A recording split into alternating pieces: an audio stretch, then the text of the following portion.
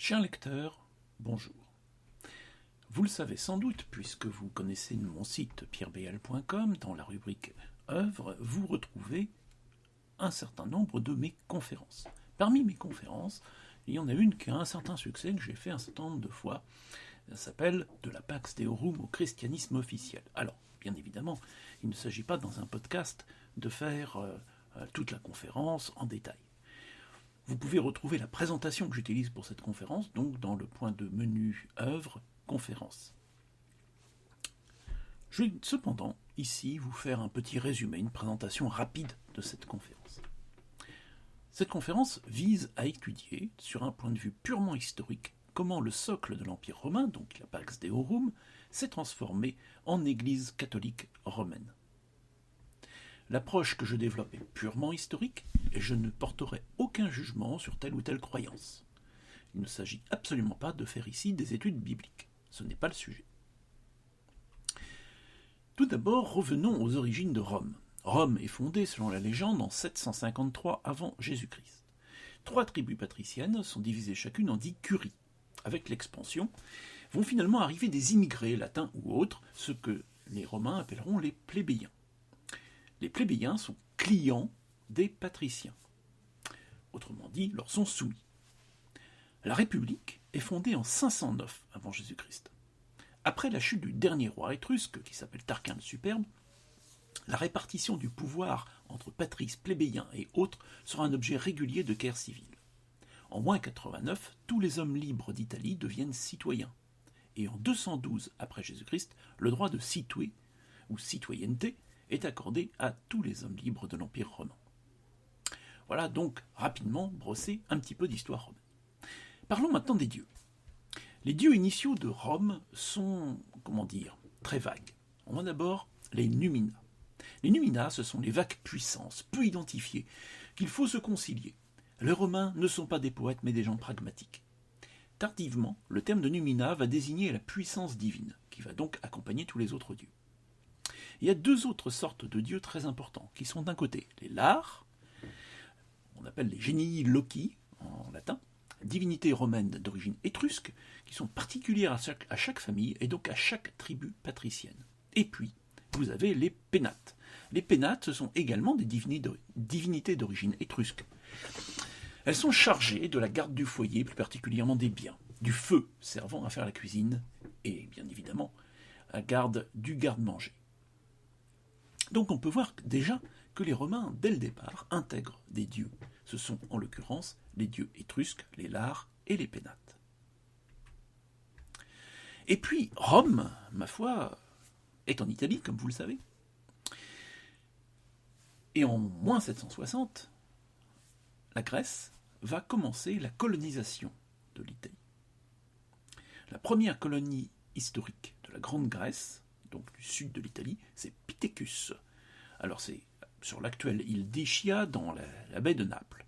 Alors, c'est fondé par des colons venus de Chalcis en Eubée. Bon, très bien. Et puis, la Grèce va créer d'autres colonies dans ce qui va s'appeler donc rapidement la Grande Grèce, donc le sud de l'Italie. Entre 282 et 272, les cités grecques d'Italie vont rentrer dans l'alliance de Rome. Tarente est conquise par les Romains malgré l'intervention du roi Pyrrhus, qui est le roi d'Épire de 306 à 272 avant Jésus-Christ. Et puis, au cours de la deuxième guerre punique, entre 215 et 209 avant Jésus-Christ, Syracuse, puis Tarente, vont prendre le parti de Carthage.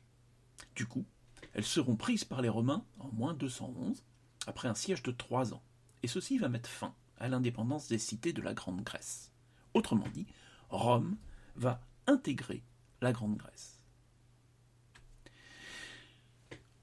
Il y a un point très important qu'il faut comprendre dans l'histoire romaine, c'est qu'à chaque nouvelle conquête de Rome, chaque peuple garde ses dieux qui vont être intégrés au panthéon romain.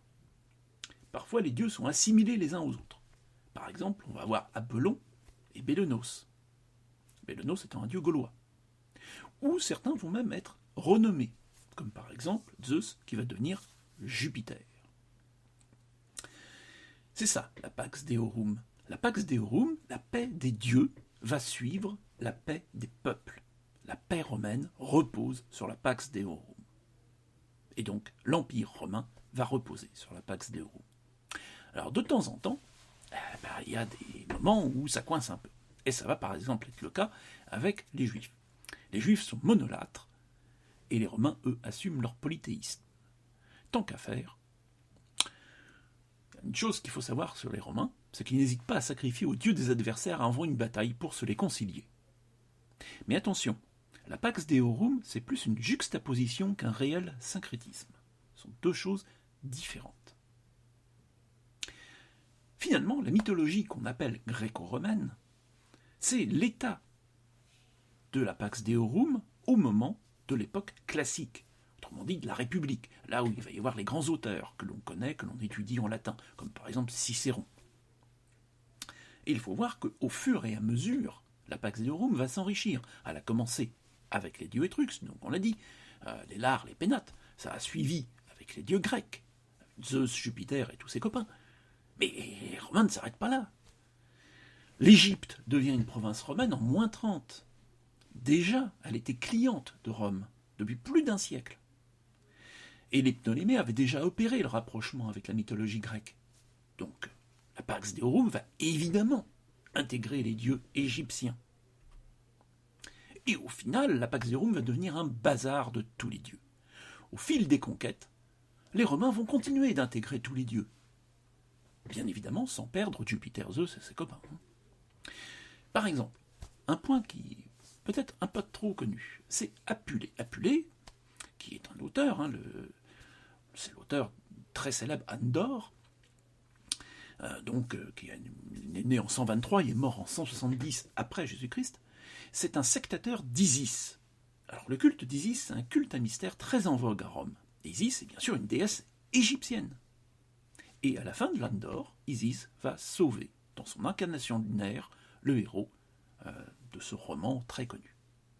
Et donc les cultes orientaux, comme on les appelle, vont se multiplier à côté des cultes grecs, enfin d'origine grecque ou étrusque, et bien évidemment à côté des dieux gaulois ou des autres dieux de tous les peuples qui ont pu être conquis par Rome. En 27 avant Jésus-Christ, la République va céder la place au Principat. L'impérator, attention, l'impérator, ce n'est pas un empereur au sens moderne du terme, c'est un titre militaire. L'impérator, donc, commande toutes les armées, même au sein de l'Urbs, c'est au sein de Rome. Il devient également le princeps senatus, ou prince du Sénat. Autrement dit, il cumule le chef politique et le chef militaire. Mais ce n'est pas tout. Parce que ce princeps senatus va être également le pontifex maximus, le souverain pontife.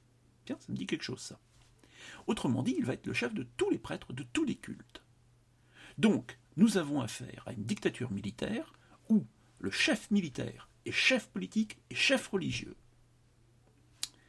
Le 15 mars 44 avant Jésus-Christ, César est assassiné, comme vous le savez. Mais en moins 42, il connaît ce que l'on appelle l'apothéose. C'est un rite funéraire spécifique, mais qui n'est pas original. César n'est pas le premier concerné.